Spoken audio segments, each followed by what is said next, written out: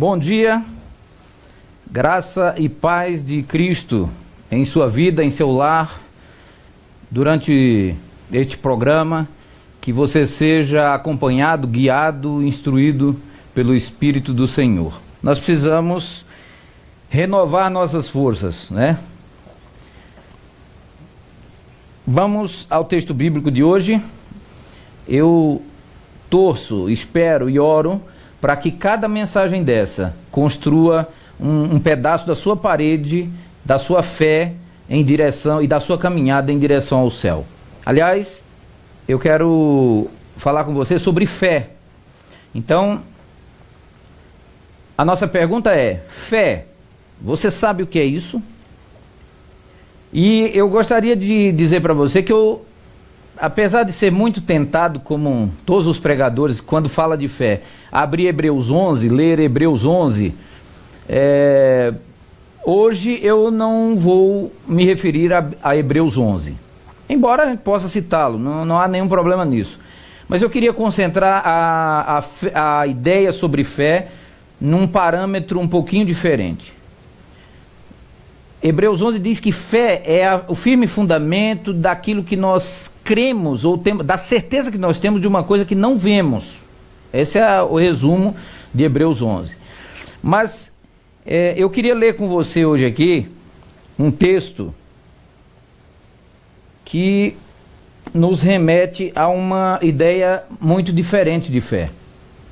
Eu queria ler com você hoje Lucas, capítulo 21, e os primeiros versos 1 a verso 3, eu vou ler com você. Estando Jesus no templo, observava os ricos depositarem suas contribuições na caixa de ofertas. Então, uma viúva pobre veio e colocou 2 moedas pequenas. Jesus então disse: eu lhes digo a verdade. Na sua Bíblia deve estar escrito: em verdade te digo.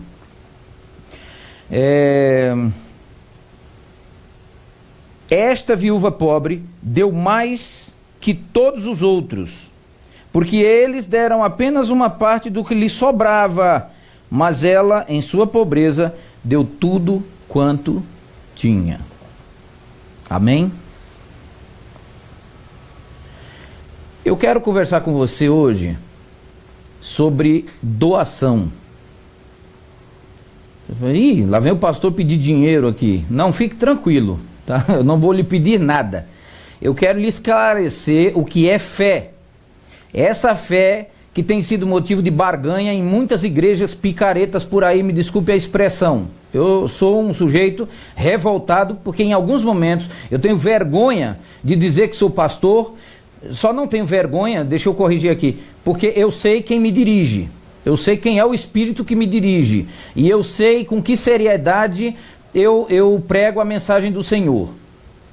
Mas em alguns momentos dá vergonha de dizer eu sou um pastor, porque quando você fala que é um pastor, todo mundo associa com essa picaretagem da fé que tem por aí. A venda de indulgências para a salvação.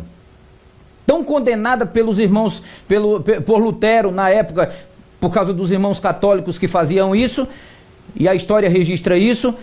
Aí os irmãos católicos pararam de fazer isso, os evangélicos agora no século XXI entram com essa barganha celestial aí, vendendo terreno no céu. Pouca vergonha do evangelho, escândalo para a mensagem do evangelho sério, compromissado. Então, saindo um pouco da adrenalina aqui, voltando, um abraço ao Paulo e a Suelen também, que devem estar nos assistindo aqui no Jardim Novo Osasco, ou Muarama, aqui em Osasco. Que Deus continue abençoando grandemente a vida de vocês, tá? E meus parabéns aos aniversariantes do mês, que eu estava esquecendo, tá?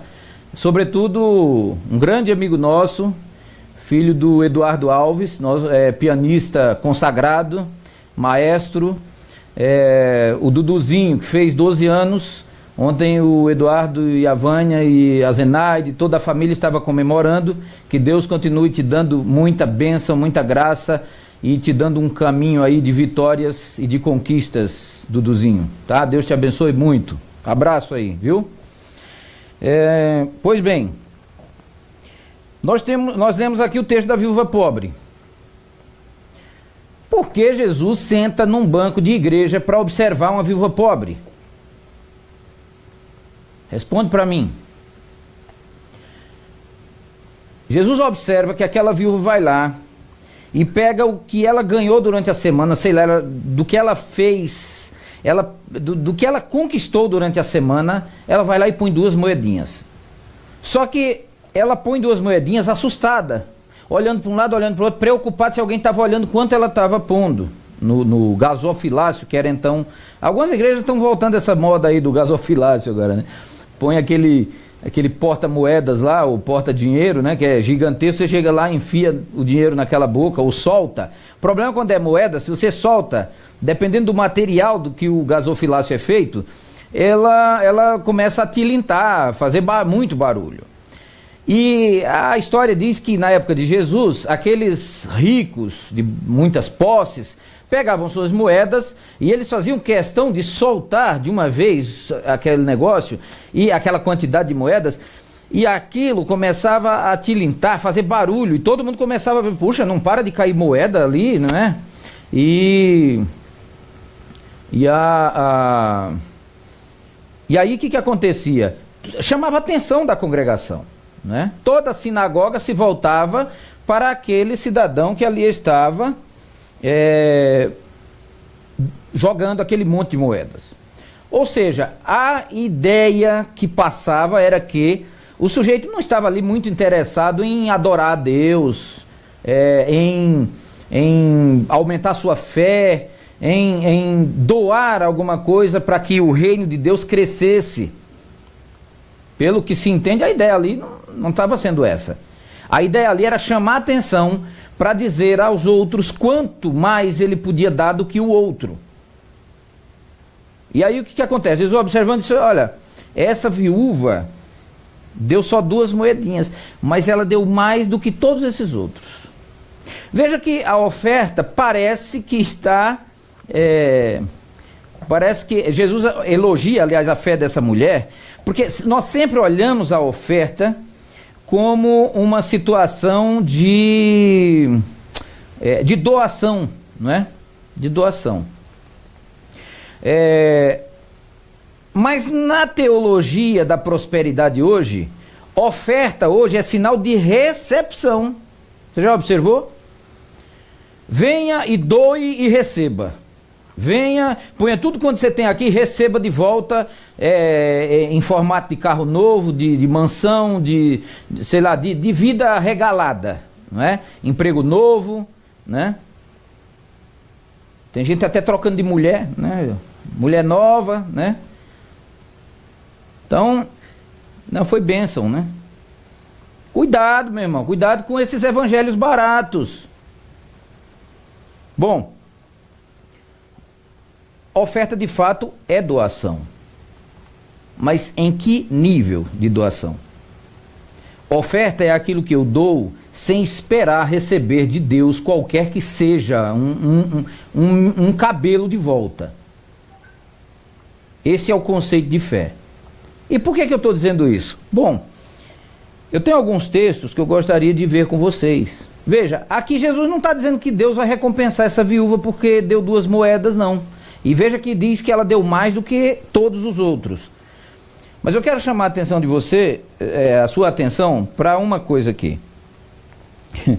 Jesus olha para a viúva e diz assim, ela na verdade deu tudo quanto tinha. Por isso deu mais que os outros, porque os outros deu do que lhe sobejava. Ora, queridos, quem é que tem mais? Isso aqui não parece paradoxal? Quem é que tem mais?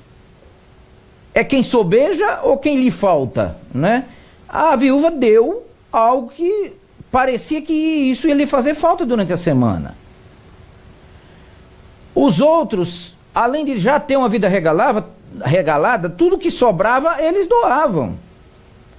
E o templo não crescia por causa disso?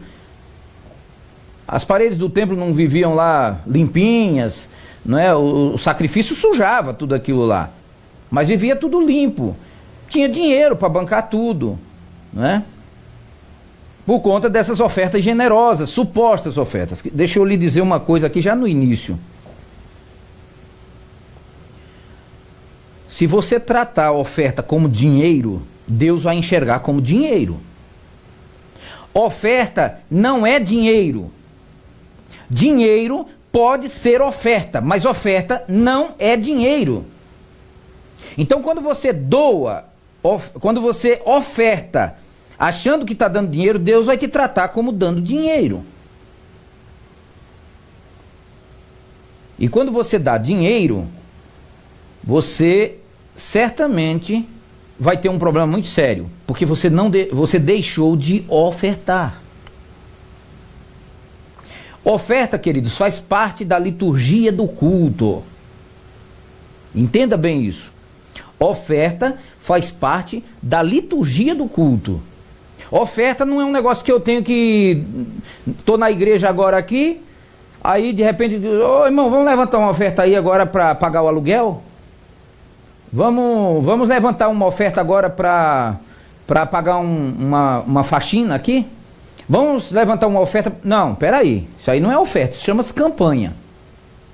Oferta faz parte de um momento exclusivo da liturgia do culto. É um momento.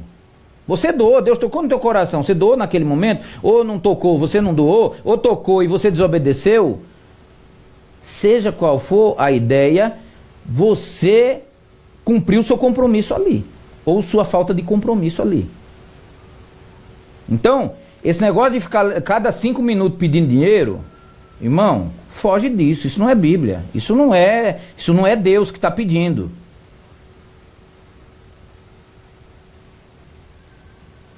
Agora, Jesus disse que ela doou mais do que todos os outros, porque deu tudo quanto tinha, enquanto os outros doou o que lhe sobejava.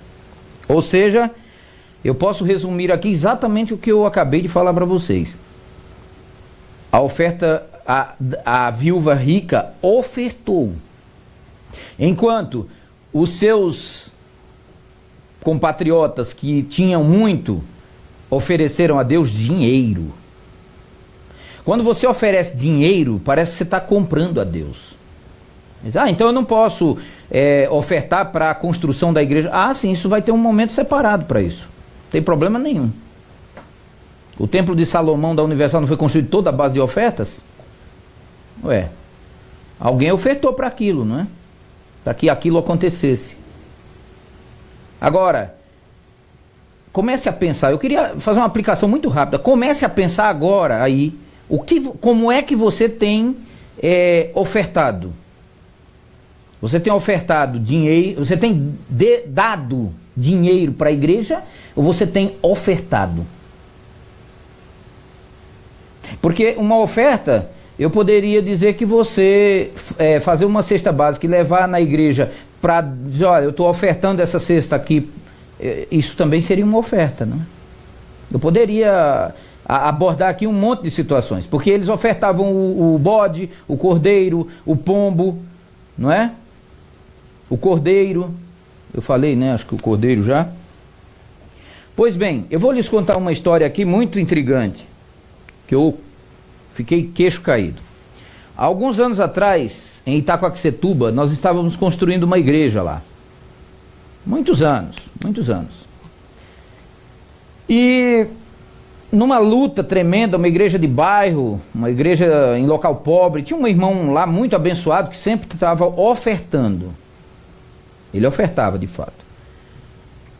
E era muito generoso em suas ofertas e ele resolveu bancar boa parte da construção. Nós continuamos construindo, ficamos um ano, em finais de semana quase nenhum irmão que tinha compromisso ali com a igreja conseguiu ter outro compromisso a não ser para a igreja mesmo, se dedicar com a igreja. Bom, no final da construção, para resumir a história, um advogado muito rico da cidade de Guarulhos, intenção não é dar nomes aqui, pregador muito bom, eu assisti algumas mensagens dele, olha irmãos, sinceramente, tremendo pregador. E no final da construção, esse advogado foi pregar na nossa igreja. E chegando lá, eu fiquei assim, sei lá, muito chocado com a expressão dele. Durante o sermão, ele parou no meio e disse assim: tá vendo o telhado aqui? Vocês estão sem telhado. Tinha um telhado improvisado lá na igreja. As paredes estavam todas levantadas, faltava o telhado. E eu não sei quem tem essa noção de vocês que me assiste hoje, mas telhado, estrutura de ferro para telhado, é uma coisa monstruosa e muito cara. Serralheiro fica dias ali para soldar tudo aquilo. A telha é a parte mais barata, mas comparando a estrutura. Mas a estrutura costuma ser muito cara. Então ele disse assim: olha, irmãos, eu estou aqui pregando para vocês hoje, e eu quero agora aproveitar aqui o meio do sermão, e quero dizer para vocês, não se preocuparem, que eu sei que está faltando o telhado. Pode deixar que o telhado eu vou doar inteiro. Não vou doar uma oferta para o telhado, eu vou doar o telhado como oferta. Mas não se preocupem, não precisa ninguém me agradecer, porque eu não estou fazendo nem um pouco como a viúva pobre. A viúva pobre deu tudo quanto tinha. Eu estou dando do que me sobeja. E falou assim, com a boca cheia. Amém. A igreja está até hoje lá em pé com o telhado que esse advogado doou. Amém. Mas, queridos, é muita arrogância de nossa parte querer achar que porque eu tenho mais que o outro, porque o outro tem mais que eu sou inferior, ou eu que tenho mais que o outro sou superior, eu conheço mais que o outro, sou superior, o outro tem que aprender comigo, é inferior. No reino de Deus todos são iguais. No reino de Deus todos são aprendizes em níveis diferentes, mas são aprendizes. Então, eu sou muito feliz porque eu passei 28 anos da minha vida crendo num conjunto de doutrinas que me agarrava, que me segurava, que não me deixava ser livre para me expressar. Hoje eu tenho a liberdade de discordar ou de concordar com quem eu entender que diz o que a Bíblia diz. Glória a Deus. Talvez você aí no seu canto precise se libertar de alguns parâmetros que lhe tolhe de ser uma pessoa feliz. Eu achei que eu era feliz. E eu dava minha vida por aquilo, se preciso fosse. Porque a minha fé estava baseada num rótulo. E fé não é isso. Fé não é eu achar que Deus pode me dar alguma coisa, mas é eu entender que eu posso oferecer a Deus o meu melhor. Embora não dê para comparar o que eu posso oferecer a Deus com o que Ele pode me oferecer, mas se Ele vai me oferecer alguma coisa, Ele vai me oferecer no tempo dEle. E da forma como Ele quiser, e se quiser me abençoar. Eu falei domingo passado aqui de Abraão, da história de Abraão. Abraão está na galeria da fé, em Hebreus 11. Abraão só doou tudo de si, só obedeceu. E obediência é doação. Quase no final da vida, aos 99 anos, 100 anos, né, de idade, completando um século de vida, é que Abraão foi receber a promessa que Deus tinha feito a ele. Eu fico pensando, se fosse um camarada desses da teologia da prosperidade, teria desistido, né? Não teria tido fé suficiente, paciência, né, para aguardar. Olha, porque, imagine, aguardar 25 anos depois da promessa, né? Abraão tinha 75 anos, quando se eu não estiver enganado com datas, né? Mas é por aí, por volta de 25 anos aí, Abraão aguardou para receber uma bênção. Quem é de vocês, me diga, você ou eu, que adoramos 25 anos esperando uma promessa se cumprir na nossa vida? Fala para mim que você tem essa paciência. Minha sogra orou mais de 20 anos para que Deus tirasse o meu sogro da bebida. E depois de um período parecido, Deus resgatou o meu sogro. E depois de muitos anos ele morreu em Cristo. Eu não sei qual é o seu conceito de fé. Essa semana alguém me perguntou, por que Deus não resolve logo o meu problema? E sabe qual foi minha resposta? Porque Deus usa seu cérebro, suas mãos e seus pés, e o seu raciocínio para fazer o que ele precisa fazer. Se você não dispõe isso, não põe isso à disposição de Deus, Deus não tem como trabalhar. Deus é um ser invisível. Embora real, é um ser invisível. Ele mora dentro de você. E é por isso que muitos acham que tem fé e saem procurando Deus fora, né? Acham que Deus está lá na igreja. Agora eu decepcionei um monte de gente aí, talvez um monte de pastores, né? Que pregam que Deus está fora. Que você precisa ir até a igreja para receber Deus, para se encontrar com Deus. Não, senhor. Isso também não é fé. A fé é aquela que no reduto da minha casa eu ofereço a Deus aquilo que está dentro de mim. Porque Deus está dentro e não fora. E é por isso que muitos buscam a vida inteira, 50 anos de evangelho, que acham que receberam a promessa de Deus e não encontram. Morre sem encontrar Deus, desiste da fé. Sabe por quê? Porque fé está além do conceito religioso. Fé é algo que está dentro de você, está no seu inconsciente. E o seu consciente busca do seu inconsciente as respostas.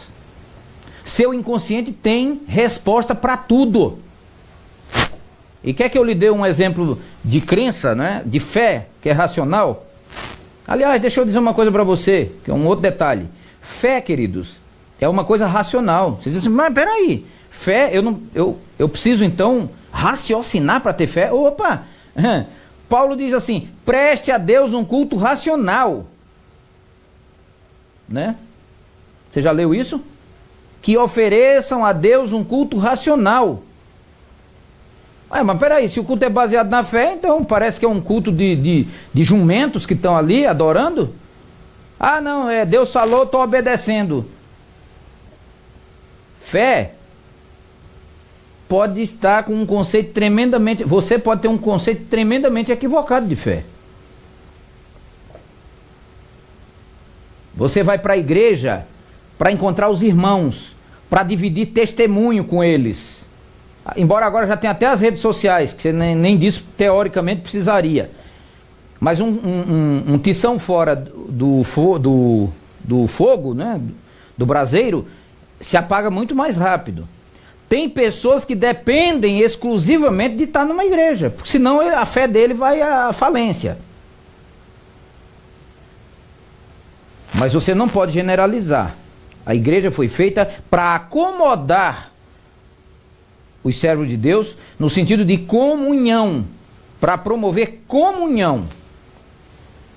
Não porque Deus está ali. Ah, mas eu vejo até gente... Tem gente que entende tão equivocado o conceito de Deus, que ele ora, durante o culto, a oração introdutória, ele ora pedindo a presença de Deus. Você já olhou isso? Ora, se ali é a casa de Deus, se Deus já está lá, eu vou fazer o que então pedindo a presença de Deus? Então é porque Deus não está lá. Deus está onde eu estiver. Dá para você entender isso? Deus está onde você estiver. Então, isso precisa ser falado. Nós temos uma ferramenta tremenda hoje que é as redes sociais. E por causa dessa coisa da aglomeração, do crescimento, da ganância, vamos ser honestos aqui, por causa da ganância, muitos têm tentado ajuntar o maior número de pessoas para que entre mais dinheiro. Só isso. Aí ele é obrigado a dizer para você que se você não for à igreja, você não tem fé. Ele quer vincular a sua fé com o prédio da congregação. Tremendo equívoco. Tremendo equívoco. Alguns até dizem, culto familiar? Que besteira é essa, hein? Ah, para, pelo amor de Deus, né? Besteira fazer culto familiar. O culto familiar é o primeiro que deve ser feito. E é esse quem mantém tua fé e tua família salvo. Tua família alimentada com a palavra de Deus. Acontece que muitos investem em materiais que não tem boa qualidade de ensino. E aí ficam à mercê do quê? De incentivar o povo a ficar junto o tempo inteiro para ele poder ensinar. Porque as pessoas não têm material que consiga levá-los à Bíblia de uma forma inteligente. A fé tem que ser uma coisa inteligente. Ah, deixa eu lhe falar por que eu estou dizendo isso. Porque existe um outro conceito de fé que não é bem fé. Chama-se fideísmo. Ah, eu nunca ouvi falar nisso, pastor. Ah, sim, então preste bem atenção no que eu vou lhe dizer. Existe uma coisa chamada fideísmo, que é a fé cega. É a fé que anula todo conhecimento. Eu não posso conhecer nada além da Bíblia. Você já viu o pastor que diz assim, irmão, vamos parar de ler essas baboseiras que tem aí. E tem igreja que nem meditação matinal recomenda, com medo dos seus membros começarem a terem contato com alguma literatura que desmascare pastores que descobrem que tem o poder de arrancar dinheiro e quer depenar a ovelha. Ovelha, queridos, é feito para dar lã e leite quando ela está bem alimentada. Portanto, o pastor tem que primeiro oferecer pasto para a ovelha. Primeiro você oferece pasto, palavra de Deus, alimento da alma. Depois você extrai da ovelha lã e leite no tempo certo. Não é toda hora que a ovelha dá lã e leite. Certo? Mas tem pastores que extrai a lã, extrai o leite, e aí não tem mais lã e não tem mais leite, porque ele já sugou tudo que podia, e aí o que ele faz? Ele começa a cortar o couro da ovelha. E começa a comer a ovelha viva. Porque não tem mais o que fazer. Ele não tem mais pasto para dar, a ovelha não consegue crescer, não consegue dar mais lã, não consegue dar mais leite, e ele vai fazer o quê? Matar a ovelha e comer. E muitas ovelhas estão nesses matadouros, chamados matadouros evangélicos, matadores gospels. Eu fico indignado com essas coisas. Ah, porque você não pastoreia uma igreja de 1000 membros. Nem tenho essa pretensão. Uma igreja com 100 membros já é difícil você pastorear. Sujeito com uma igreja de 200, 300 membros já não pastoreia mais. Ele precisa ficar de bispo na história e escalar pastores para fazer o que ele teria que fazer como pastor. A melhor coisa seria, passou de 100 membros, abre uma nova congregação. Mesmo que você se torne o bispo dela, mas você vai encaminhando pastores para cuidar dessas ovelhas que precisam de assistência, que precisam de pasto, que precisam de cura porque ficam doentes. Precisa que você vá lá curar, passar óleo nas feridas dela. Tá cheio de ovelhas assim, ó. Eu recebo inúmeros telefonemas. Se você soubesse o tempo que eu invisto aqui, não vou dizer nem que eu gasto, vou dizer o tempo que eu invisto, que é Deus quem me permite isso.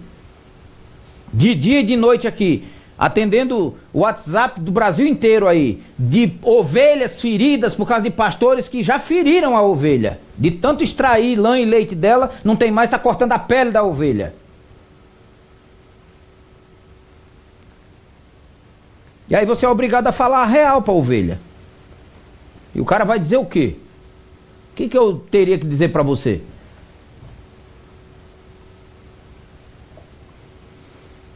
Bom, eu queria ler com vocês Daniel capítulo 3.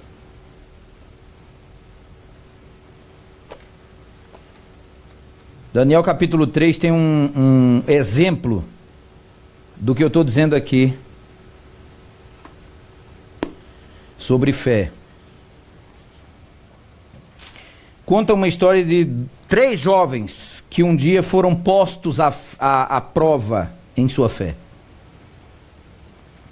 Seus nomes: Sadraque, Mesaque e Abdenego, ou Azarias, Ananias e Misael.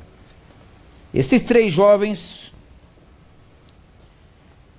se viram no meio de uma situação. Eu vou ler apenas a resposta dos jovens ao rei. Preste bem atenção. Verso 16 de Daniel 3. Sadraque, Mesaque e Abdenego responderam ao rei: ó Nabucodonosor, não precisamos nos defender diante do rei.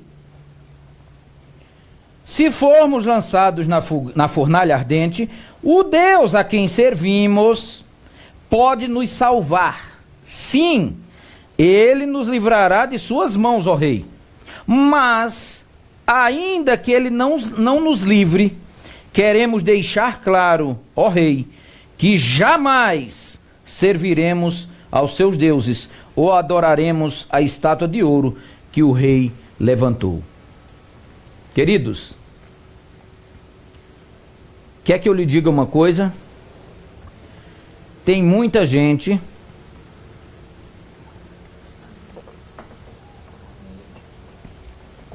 que quando o patrão chega para ele e fala para ele assim: olha, é o seguinte, você é o tesoureiro da empresa, eu confio muito em você e eu preciso que você faça uma falcatrua aí no pagamento dos funcionários, no pagamento a fornecedores. Se você é contador, às vezes o patrão te chama: olha, eu preciso que você é o contador da empresa, você precisa dar um jeito aí de burlar o imposto de renda. Eu preciso que, em outras palavras, eu preciso que você seja desonesto. Eu preciso que você se prostre diante da imagem da desonestidade. E aí muitos dizem assim: puxa, onde é que está Deus nessa hora? Eu tenho família, eu tenho contas para pagar, eu tenho gasolina para abastecer, eu preciso abastecer o carro, né? Preciso de combustível, eu tenho que ter dinheiro para a escola dos filhos, eu preciso passear um pouco também, tem que ter o dinheiro. Bom, tá bom, patrão, vamos lá. E se prostram. Tá cheio de crentes fazendo isso. Cheio de crentes fazendo isso. Lamentavelmente. Mas eu quero dizer uma coisa a você, meu irmão. Eu não sei que situação você está passando agora. E talvez eu esteja falando com você. Fecha em mim aqui. Talvez você esteja passando por momentos de pressão no seu trabalho.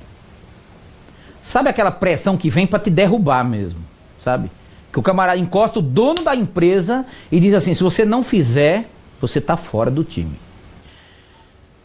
Então, você diante das circunstâncias, querido, nem sempre consegue resistir. Aí você fala assim: puxa, então como é que eu faço? Eu sou fraco na fé, eu preciso ter mais fé, eu preciso ter a fé pelo menos do tamanho do grão de mostarda lá que Jesus citou. Querido, eu não sei como é que você vai resolver isso, eu só sei de uma coisa: você tem que saber qual é o Deus que você confia, em qual Deus você confia. Se é em Mamon ou se é no Deus eterno, criador dos céus e da terra. Aqueles jovens estavam pressionados por uma multidão. Você acha que só tinha de crente ali 3 jovens? No meio aquelas centenas ou milhares de pessoas que ali estavam, o rei não foi convocado para adorar uma estátua que Nabucodonosor fizera para eternizar o seu nome. E agora aquela estátua representava a divindade de Nabucodonosor, ou seja, a superioridade do reino dele sobre os outros reinos na terra. Mas 3 jovens sabiam a quem adoravam. E agora eles são contundentes, eles dizem assim: rei, eu confio muito no meu Deus, eu sei que ele pode me livrar. Preste bem atenção o que é que eu quero passar hoje para você, o conceito de fé que eu quero passar hoje para você. Que eu vou finalizar com uma outra história bíblica, dando um exemplo contrário disso. Ele diz assim: saiba tu de uma coisa, ó rei, você precisa saber de uma coisa. O Deus a quem nós adoramos pode nos livrar. Mas se ele não livrar, eu quero que você saiba de uma coisa: eu não vou adorar a sua estátua. Aleluia! Porque Deus tem homens... Quando Elias disse a Deus assim, eu fugi, estou aqui escondido, porque mataram todos os teus profetas, Senhor, e só eu permaneci. Olha a arrogância de Elias, né? Achar que Deus só tinha ele na face da terra, né? Só eu permaneci. Deus disse assim, levanta daí, rapaz. Eu ainda tenho 7.000 que não dobraram o joelho a Baal. Aleluia. Eu espero que você e eu sejamos um desses 7.000 de hoje, que não dobre o seu joelho a Baal, que diante da prova de sua fé, se estabeleça, se edifique, se levante e diga, eu sei a quem eu adoro. Minha fé é maior do que isso. Não porque eu construí minha fé, mas porque o Deus que está no céu está dentro de mim, e Ele é a força pela qual eu me movimento.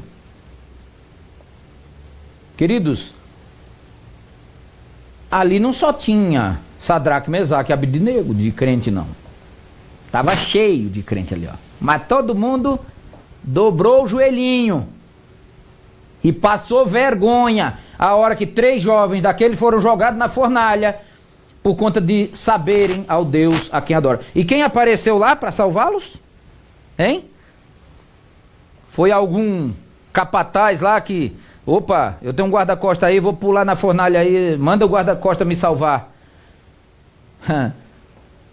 O próprio Jesus Cristo,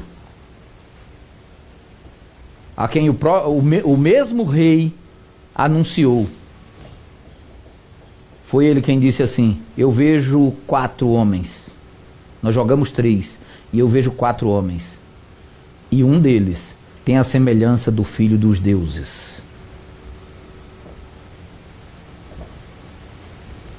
Você está entendendo o que eu estou dizendo nesta manhã? Que se você estiver no maior dos perigos e confiar, o próprio Deus vai descer ao inferno se preciso for, porque aquela fornalha ardente tinha uma representação, hoje podemos até fazer uma comparação simbólica do inferno. Deus desce no vale da sombra da morte, no inferno se for preciso, para resgatar você. Você consegue entender isso? Eu não estou aqui para falar outra coisa, mas para falar isso para você. Vai ter teu vizinho te pressionando, vai ter, às vezes até a esposa ou o marido pressionando sua vida, para que você cumpra os desejos da sociedade, para que você entre na onda, não é? Para que você traga o pecado para dentro de casa. E aí você diz, a minha fé é maior que isso, porque a minha fé é do tamanho do meu Deus, e o Deus a quem eu adoro é maior que todas essas oferendas que me fazem. Então você não vai ser um contador desonesto, você não vai ser um tesoureiro desonesto, você não vai ser um cliente desonesto, você não vai vender seu carro para o irmão com o motor fundido, mandar escorar o motor lá, fazer aquelas escoras mecânicas, e dizer para o irmão que está novinho em folha. Você não vai enganar. Sabe por quê? Porque a fé que está dentro do seu peito é maior que isso, queridos. Você vai entender que dizendo a verdade para o irmão, ele vai comprar seu carro e vai se responsabilizar pelo conserto, ou não vai comprar seu carro.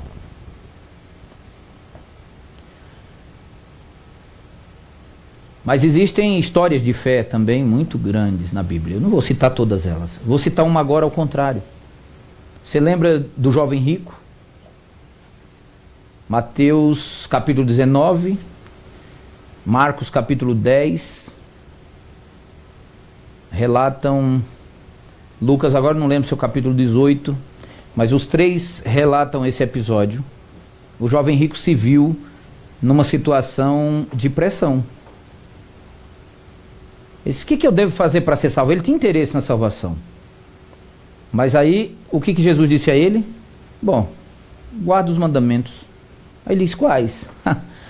Faço isso desde a minha mocidade. Orgulho denominacional. Queridos, placa de igreja não vai salvar ninguém, viu? Pode tirar o cavalinho da chuva, que placa de igreja e conjunto de doutrina não vai salvar ninguém. Pode te direcionar para um bom caminho, pode fazer uma boa obra na tua vida. Tem pessoas que precisam disso. Mas não é isso que vai te salvar. E Jesus fez prova disso e disse a ele: bom, tem uma coisa que você pode fazer então, para provar tudo isso que você está dizendo. Só uma coisa. E ele disse: o que é? Você precisa ter fé. Eu disse no começo que a fé não está vinculada a receber, né? Mas presta bem atenção: receber tesouros, bens materiais em troca disso. Porque Cristo diz assim: só uma coisa te falta. Vai, vende tudo que tens, dá aos pobres. Olha, a fé, de novo, é dar. Dá aos pobres. E terás um tesouro no céu. Eu não sei o que você tem para dar. Não sei o que você tem para oferecer. Você pode oferecer a Deus o seu intelecto. Você pode oferecer a Deus o seu dinheiro. Você pode oferecer a Deus um carro que você tenha, grande, suficiente para carregar os irmãos até a igreja. Você pode oferecer a Deus as primícias da sua roça, do seu agronegócio, que agora não se fala mais roça, não é? Roça era no meu tempo de 40 anos atrás, né? Hoje, agronegócio. Você pode oferecer aquilo que Deus colocar em seu coração. A Bíblia diz assim: Deus ama ao que dá com alegria. Mas eu não estou falando aqui de dinheiro. Eu estou falando de oferta. Então, oferta pode ser dinheiro. Dinheiro é dinheiro.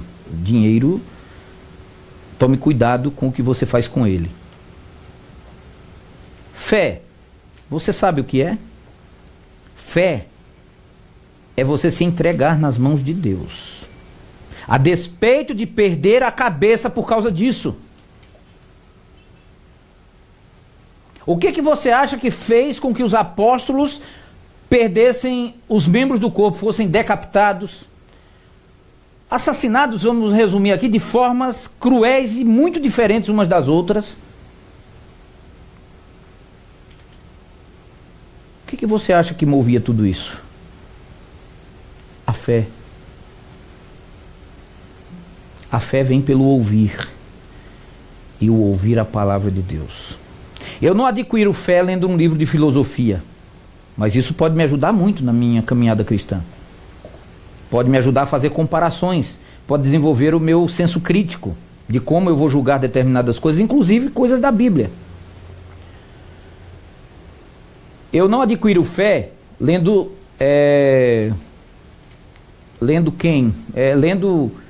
uma literatura romântica.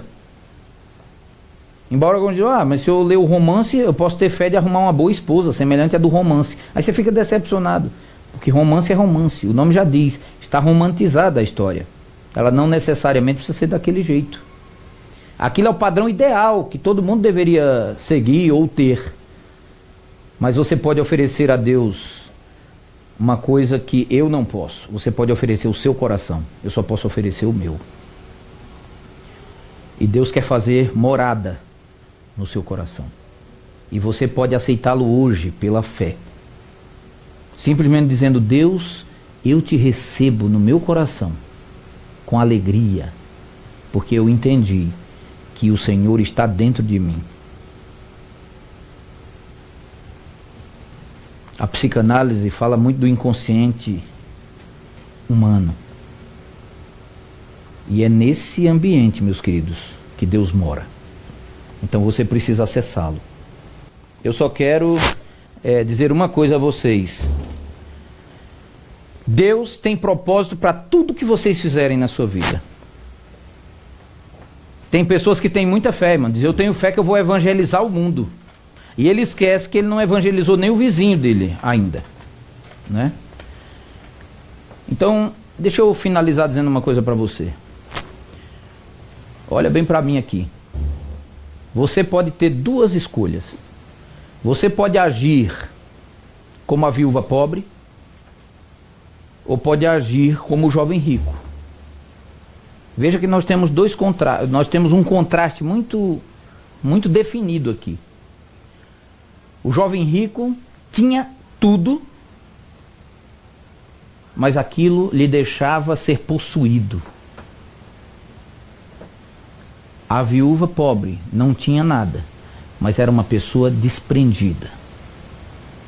Quando Jesus disse que ela deu tudo quanto tinha, ali a ilustração era moedas.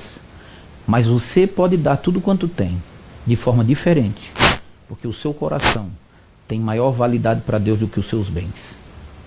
Seu intelecto é muito mais valioso para Deus do que os seus bens.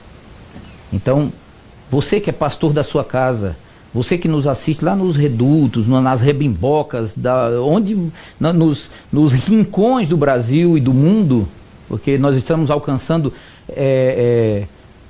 pessoas em partes do mundo aí, temos recebido aí mensagens para a glória de Deus. Que Deus continue abençoando você na sua casa, abençoando toda a sua casa, abençoando seus propósitos. Eu quero me despedir agradecendo as mais de 2.500 pessoas dessa semana, as mais de 6.000 na semana passada, as mais de 5.000 na outra semana, as quase 7.000 na primeira semana de nossas lives. Que Deus possa proporcionar um ambiente de paz, de segurança, de todas as coisas, provendo a sua mesa, abastecendo sua casa, seu celeiro, com as mais ricas bênçãos do céu. Eu vejo você no próximo domingo, mas eu quero que você se lembre de uma coisa. Fé não é esperar alguma coisa de Deus. Fé é oferecer a Deus aquilo que você tem de melhor e aguardar com paciência, a despeito de ser punido por isso. E quero encerrar com uma frase do grande sofredor Jó, o grande mártir da Bíblia. Quando sua esposa diz, amaldiçoa teu Deus e morre, ele diz assim, falas como louca, mulher. E ele diz uma frase que para mim é o resumo de toda a Bíblia. Ele diz assim, o resumo da fé. Ele diz assim, o Senhor deu, o Senhor tomou, bendito seja o nome do Senhor. Eu quero orar com você agora. Pai eterno e bondoso, que a nossa fé jamais desfaleça, Senhor. Que nós consigamos ser dirigidos a cada dia pelo Teu Santo e Bom Espírito. Como dizia Teu servo Davi, ensina-nos a contar os nossos dias, até que nosso coração seja sábio.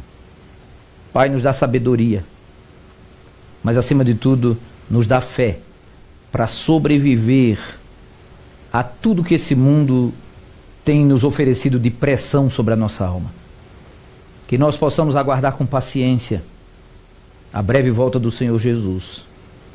E que possamos nos irmanar, independente do rótulo religioso que nos cerca, para sermos vencedores com Cristo, pela Tua força, pela Tua graça, pela Tua glória, e sempre mantendo lustrada, permanente, cuidada, a nossa salvação dada por Cristo Jesus na cruz do Calvário. Ensina-nos, corrige-nos se necessário, mas acima de tudo, Senhor, aumenta a nossa fé, pois é disso que dependemos, para mantermos essa paciência, para aguardar o Teu reino vindouro e quase já presente, pois nós cremos nisso. Te oramos por fé e crentes que receberemos Tua graça no dia a dia. Abençoa todas essas pessoas que estão conectadas neste momento, Senhor.